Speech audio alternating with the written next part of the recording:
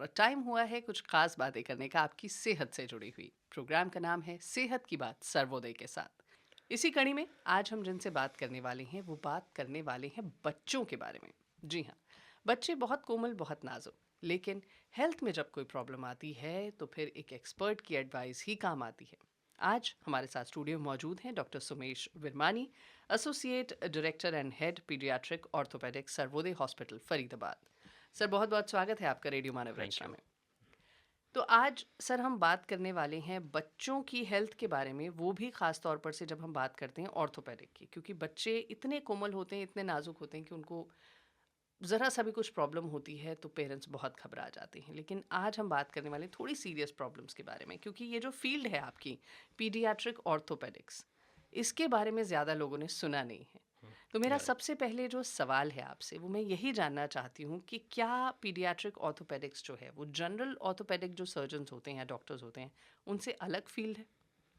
देखिए, paediatric orthopaedics नाम तो बता ही रहा है कि बच्चों की orthopaedics. So basically I am an orthopaedic surgeon, मैं एक जी। ऑर्थोपेडिक सर्जन ही हूँ। लेकिन अब पिछले 14 साल से मैं सिर्फ एक्सक्लूसिवली पीडियाट्रिक ऑर्थोपेडिक्स करता हूँ। तो पीडियाट्रिक ऑर्थोपेडिक्स थोड़ी अलग ज़रूर है, इस लिहाज से कि बच्चों की बोन्स की कॉम्पोजिशन अलग है। हुँ। उसमें काफ़ी हिस्सा कार्टिलेज का होता है। सेकेंडली, बच्चों की बोन ग्रो करती है। ठीक है, हुँ। उसमें ग्रोइंग एंड्स होते हैं। तो वो बिकॉज बच्चे की बोन ग्रो कर रही है तो उसमें डिफॉर्मिटीज़ का चांस है। अगर हम उसको ठीक से मैनेज नहीं कर पाए तो ग्रोथ प्लेट डैमेज होने पे टेढ़ा होने का, छोटा होने का हुँ। चांस। तो लॉन्ग टर्म सीक्वली बच्चों में होने का चांसेस काफ़ी ज़्यादा होते हैं, मतलब अगर हम हुँ। ठीक से मैनेज नहीं करें तो। उसके अलावा कुछ बीमारियां ऐसी हैं जो होती है सिर्फ बच्चों की हैं। हुँ। जैसे मैं पहले भी बात करता हूँ, Perthes disease, slip capital femoral epiphysis या सेरेब्रल पैल्सी। हुँ। ये बीमारियां हैं ही सिर्फ बच्चों की।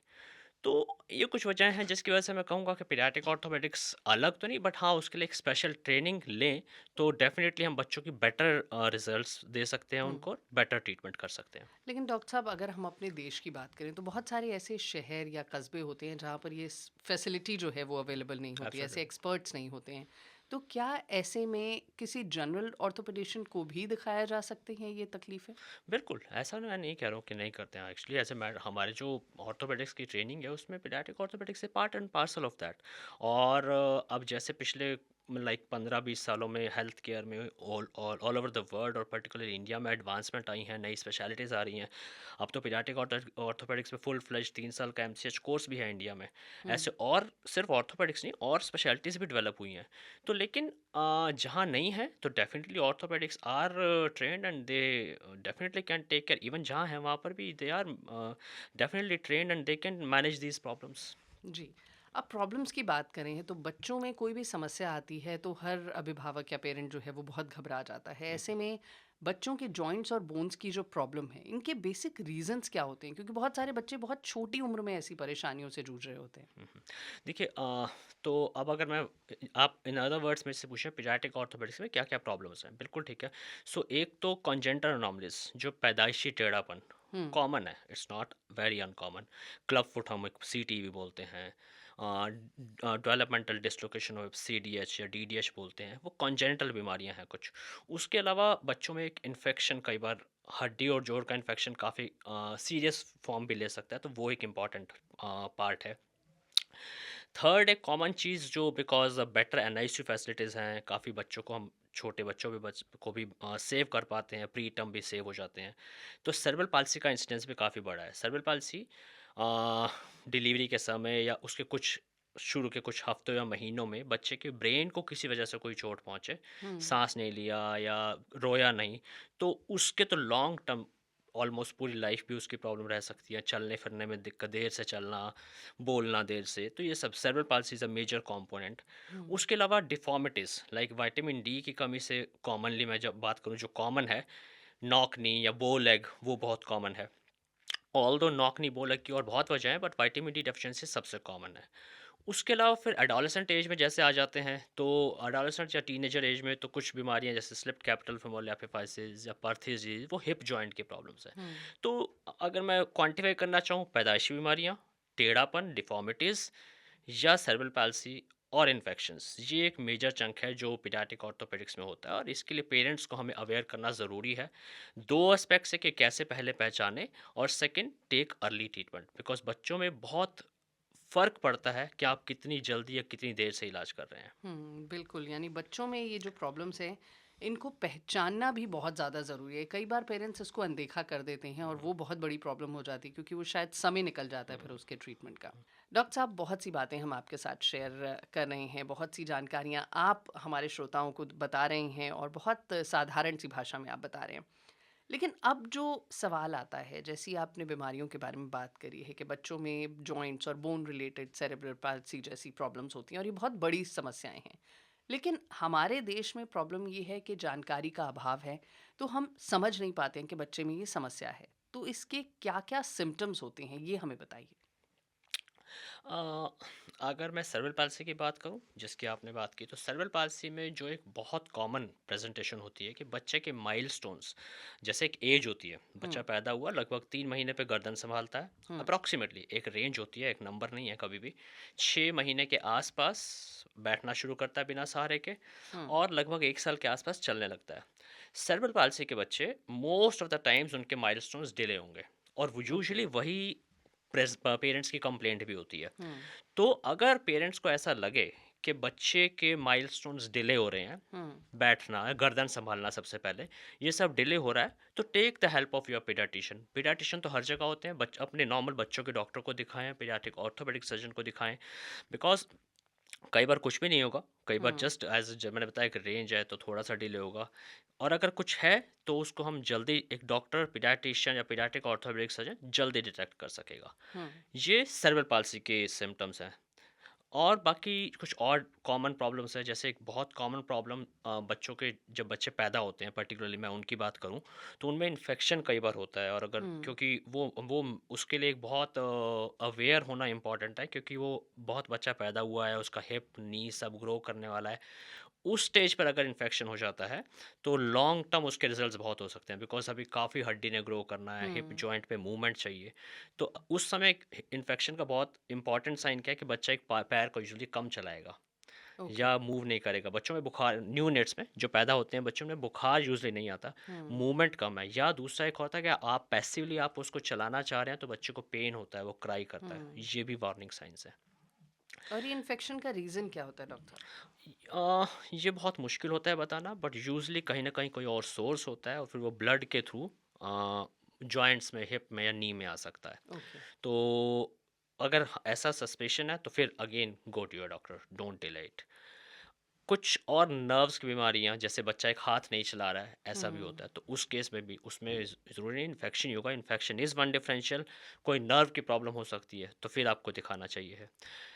तीसरी चीज़, जो एक और कॉमन बीमारी, नॉक नी या फिर बो लेग, तो वो तो विजिबल दिख जाता है, हुँ, डिफॉर्मिटी बच्चे की। नॉर्मली जब बच्चे पैदा होते हैं सब बच्चों के पैर ऐसे होते हैं इस हुँ, शेप में, हुँ, ऑलराइट, पैदा होने के बाद, और थोड़ा ग्रो करते हैं, लगभग 1 डेढ़ साल पे सीधे हो जाएंगे, हुँ। ऑलमोस्ट स्ट्रेट, और ग्रो जब वो करेंगे। चलना शुरू करेंगे। हाँ, लगभग 1 डेढ़ साल के आसपास थोड़ा और बड़े होंगे, पैर ऐसे बाहर को जाएगा।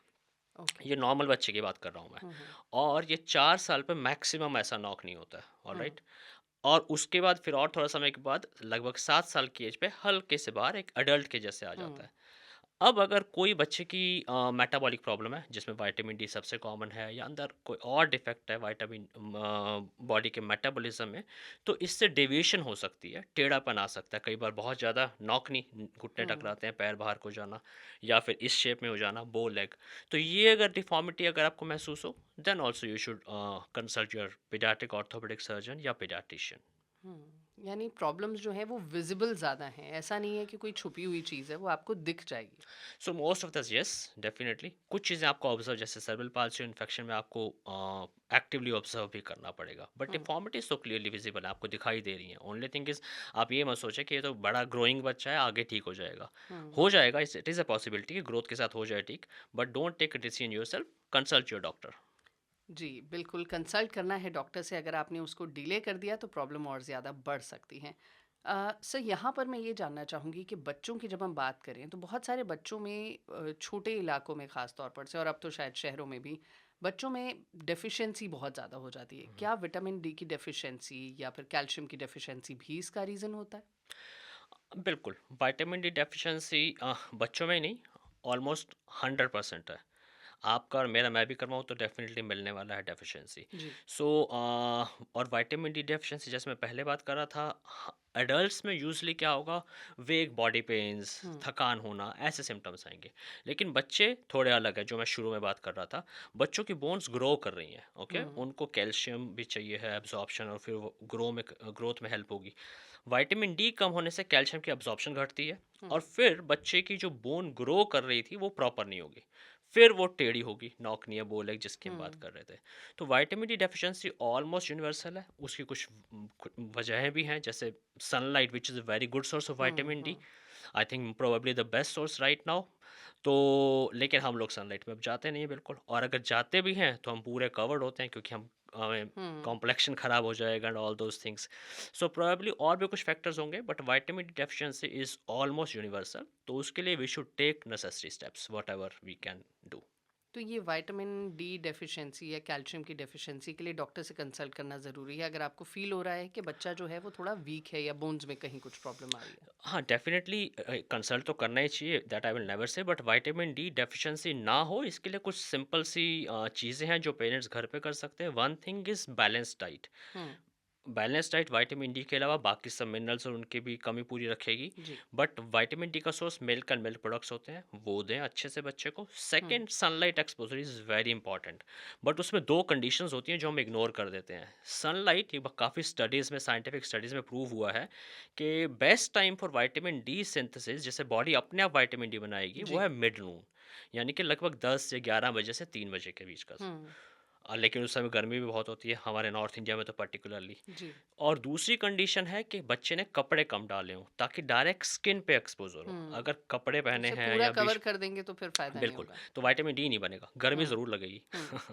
तो शीशा नहीं हो बीच में, कपड़े कम पहने हों, और ये जो मैंने टाइम बताया, इस समय अगर 5 मिनट, 10 मिनट भी बच्चा डेली वीक में 5 दिन सन एक्सपोज़र ले लेगा, तो दैट हेल्प्स इन अपने आप बॉडी में विटामिन डी बनाने में। जी, बिल्कुल यानी अब सूरज है और सूरज की गर्मी है, सूरज की रोशनी है तो उसका पूरा फ़ायदा उठाइए और हिंदुस्तान जैसे देश में तो सूरज जो है वो 12 महीने आता है इसलिए उसका यूज़ ज़रूर करना चाहिए आपको। सुमेश जी, बहुत सी बातें हम कर चुके हैं और बहुत सी बातें करनी अभी बाकी हैं क्योंकि ये टॉपिक ऐसा है कि जितनी भी इन्फॉर्मेशन ली जाए वो कम है। बच्चों में खास तौर पर से जो ग्रोइंग बच्चे होते हैं उनमें ग्रोइंग पेन्स की शिकायत बहुत होती है। रात को सोते समय बच्चों के पैरों में, हाथों में बहुत दर्द होता है। पेरेंट्स को समझ नहीं आता है कि दर्द क्यों हो रहा है, किस वजह से हो रहा है। तो इसके बारे में हमारे लिसनर्स को कुछ बताइए। ग्रोइंग पेन एक कॉमन प्रॉब्लम है।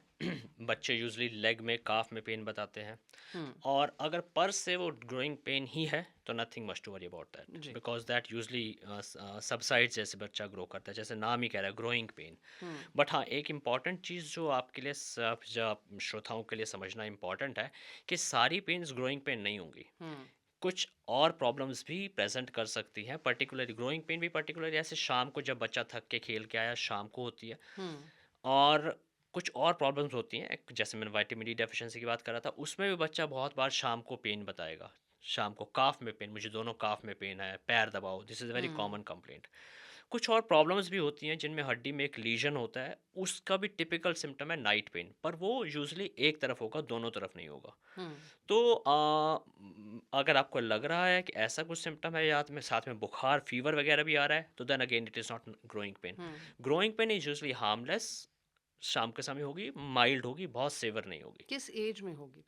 सो ये 3-4 साल के आसपास भी शुरू हो सकती है, और ज़्यादातर मैंने देखा है 7-8 साल के बच्चों के आसपास। यूजुअली ये जो एक ग्रुप है, 3 से हुँ, लेके 8-9 साल तक, यूजुअली इसमें ही होती है। जी, यानी 3 से 8-10 साल के बच्चे हाँ, जो हैं हाँ, उनको ये प्रॉब्लम होगी तो ये पेरेंट्स को समझ जाना चाहिए कि शाम के वक़्त ज़्यादा हो रही है। यूजुअली शाम को, यस। जी।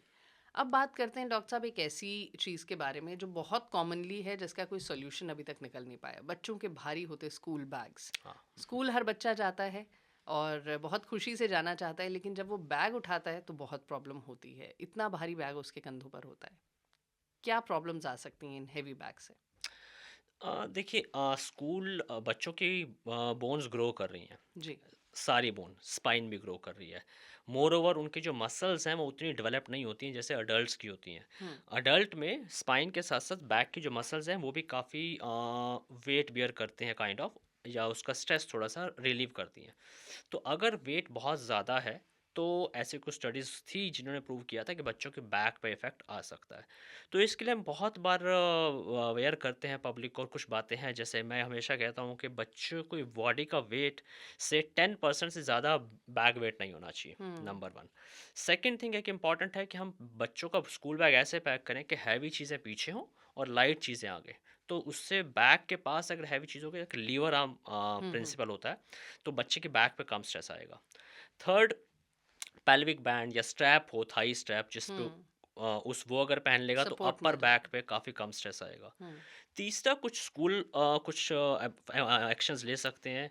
कुछ ऐसा किया जाए कि उनको एक लॉकर मिल जाए कि वो रोज़ वो भारी बुक्स लेके घर ला के वहाँ ना रख के आएँ, वहीं लॉकर में रख दें। हुँ, सेकंड थिंग, नोटबुक्स जो होती हैं, प्रॉपर नोटबुक्स की बजाय अगर हम असाइनमेंट्स की शीट्स दें स्कूल्स, तो उससे उनकी बैग का वेट रिड्यूस किया जा सकता है। और अगर ये भी अगर हम देखें, इसके अलावा जो उनका जो बाकी चीज़ें हैं वो भी हम लाइटर मटेरियल यूज़ कर सकें। इवन सो मच सो कि बैग इटसेल्फ काफ़ी हैवी हो जाता है। तो हुँ। अगर हम इन बातों का ध्यान रखें, I think we can reduce the bag का वेट काफ़ी हद तक। बैग, बॉटल, टिफ़िन इन सब का वेट भी एब्सोल्युटली, कम रखें तो ज़्यादा अच्छा एब्सोल्युटली, होगा। एब्सोल्युटली। तो पेरेंट्स और टीचर्स सभी के लिए बहुत ज़्यादा ज़रूरी है। बच्चे का बैग हेवी नहीं होना चाहिए। कम थोड़ा-सा वेट होगा तो बच्चा स्कूल तो जाएगा लेकिन खुशी-खुशी जाएगा। डॉक्टर साहब अब बात करते हैं जो प्रॉब्लम्स जिनको आपने डिस्कस किया, बोन्स और जॉइंट से रिलेटेड। अब बहुत सारे लोगों का ये मानना है, आम जनता का, कि 18 साल से कम बच्चों की सर्जरीज़ अगर डॉक्टर कह रहे हैं तो नहीं करानी चाहिए। 18 साल के बाद करानी चाहिए कि शायद बच्चे थोड़े से कमज़ोर होते हैं या नाज़ुक होते हैं, उतना पेन बेयर नहीं कर पाएँगे। क्या ये सही है? एक ब्लैंकेट बैन लगा देना कि 18 साल से पहले सर्जरी करना, मैं इसको ठीक नहीं मानता हूँ। मैं क्या, कोई भी नहीं कहेगा। सो सर्जरी या कोई भी ट्रीटमेंट, सर्जरी तो एक बड़ी चीज़ मान ली जाती है, तो हुँ, इसलिए हम सर्जरी की बात कर रहे हैं। इवन मेडिसिन भी हम जो ले रहे हैं या फिजियोथेरेपी कर रहे हैं, जब जो रिक्वायर्ड है तब किया जाए तो उससे बेटर रिजल्ट आएगा। हुँ, अब जैसे एक मैं डिफॉर्मिटी की कॉमन बात करूँ, एक जो नॉक नी डिफॉर्मिटी है, नॉक नी का बच्चा जो बहुत कॉमन है, मेरे पास आता है तो 5-7 साल तक मुझे कुछ नहीं करना, मैं उनको हुँ, मेडिसिन देता हूँ, भेज देता हूँ।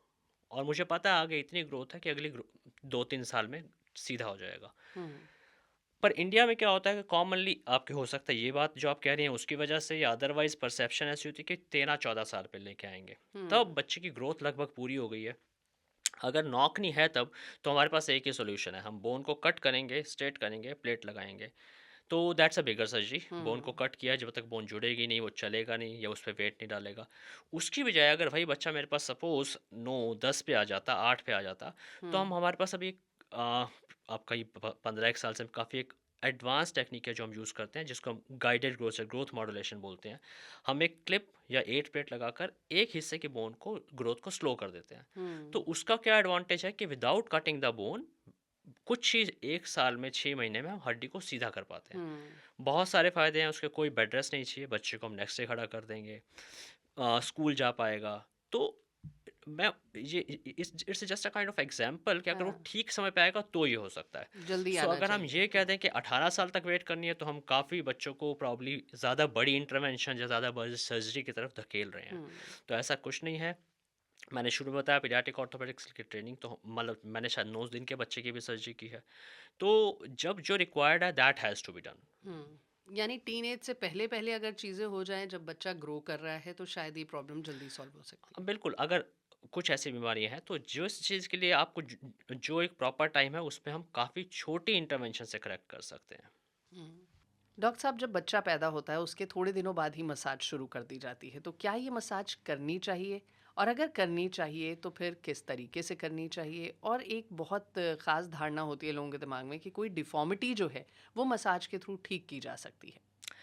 देखिए, मसाज जो रिक्वायर्ड है, वो मसाज बेसिकली जेंटल मसाज होती है कि मांसपेशी की थोड़ी, उससे ब्लड सर्कुलेशन बढ़ेगा। लेकिन बहुत अग्रेसिव मसाज कर रहे हैं तो कृपया ना करें, हुँ, उससे बेटर है कि ना करें, जी। बिकॉज़ कई बार ऐसा होता है कि उससे और दिक्कतें आती हैं अग्रेसिव मसाज से। दूसरा पार्ट आपने पूछा डिफ़ॉर्मिटीज़ करेक्शन, नहीं, मसाज से कोई डिफ़ॉर्मिटी करेक्ट नहीं होगी। डिफ़ॉर्मिटी जो है उसका रूट कॉज़ जो भी है, विटामिन डी की कमी है या जो भी है, वो ट्रीट करें, और अगर रिक्वायर्ड है तो आपके डॉक्टर को इंटरवेंशन बताएँगे, वो करें। अगर आप ये एक्सपेक्ट करेंगे कि मसाज करेंगे और हड्डी सीधी कर लेंगे, नॉट पॉसिबल। जी। क्योंकि बहुत सारे बच्चे मैं अपनी ही एक नोन का केस आपके साथ ज़रूर शेयर करना चाहूँगी। एक बच्चा पैदा होता है, उसका पैर मुड़ा होता है, सिर्फ एक। हाँ। और ऐसे में डॉक्टर तो उसका ट्रीटमेंट जो करते हैं, पेरेंट्स और जो ग्रैंड पेरेंट्स होते हैं वो उसके पैर की रोज़ बहुत ज़ोर-ज़ोर से मसाज हुँ, भी करते थे। वो कहते थे कि इससे ठीक हो जाएगा, हुँ, हुँ। ऐसा पहले होता था। देखिए ऐसा है जिसकी आप बात कर रहे हैं मैं समझ रहा हूँ क्लब फुट है वो बहुत कॉमन प्रॉब्लम है। मैं क्योंकि पीडियाट्रिक ऑर्थोपेडिक्स प्रैक्टिस करता हूँ तो वो सबसे शायद कॉमन डिजीज़ है। इंडिया में लगभग या 500 700 800 बच्चों में से एक में वो दिक्कत होती है। ओके। और उसमें पैर ऐसे अंदर को घुमा होता है और नीचे हुँ, को होता है। तो उसमें अगर वो प्रॉपर फुल क्लब फुट है तो हमें प्लास्टर्स लगाने होते हैं हुँ, जो हम वीकली बेसिस पे हर हफ्ते-हफ्ते प्लास्टर लगाते हैं।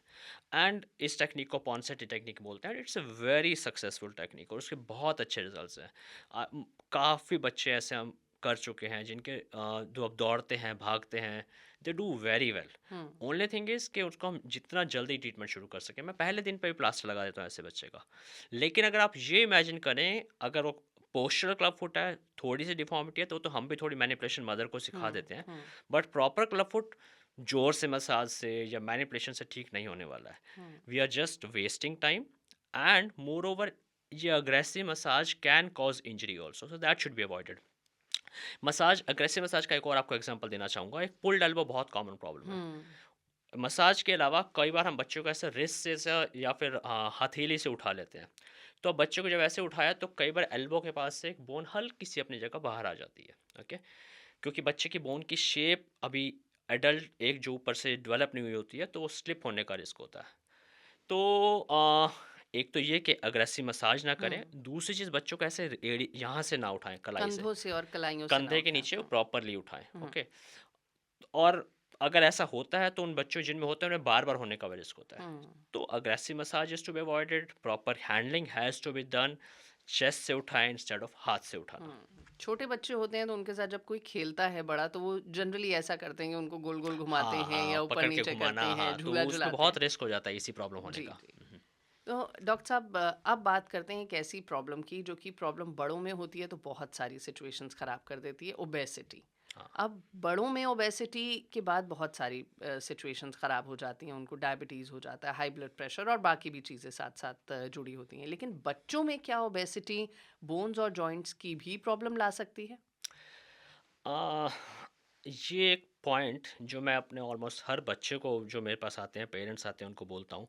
बच्चों में ओवरवेट की प्रॉब्लम पिछले शायद 5 7 8 सालों में काफ़ी बढ़ी है। अब मैं जी। 14 साल से सिर्फ पेडियाट्रिक कर रहा हूँ, मैंने भी देखा है पिछले 5 7 सालों में इंडिया में ओवरवेट की प्रॉब्लम बहुत बढ़ी है। हुँ, और इसकी कुछ वजहें हैं। Number one, lack of physical activity, hmm, particularly covid के बाद बच्चों की फिजिकल एक्टिविटी घट गई है। Number two, junk food. Okay, जो हम बहुत कॉमनली प्रमोट भी कर रहे हैं, मीडिया भी हर जगह प्रमोट हो रहा है।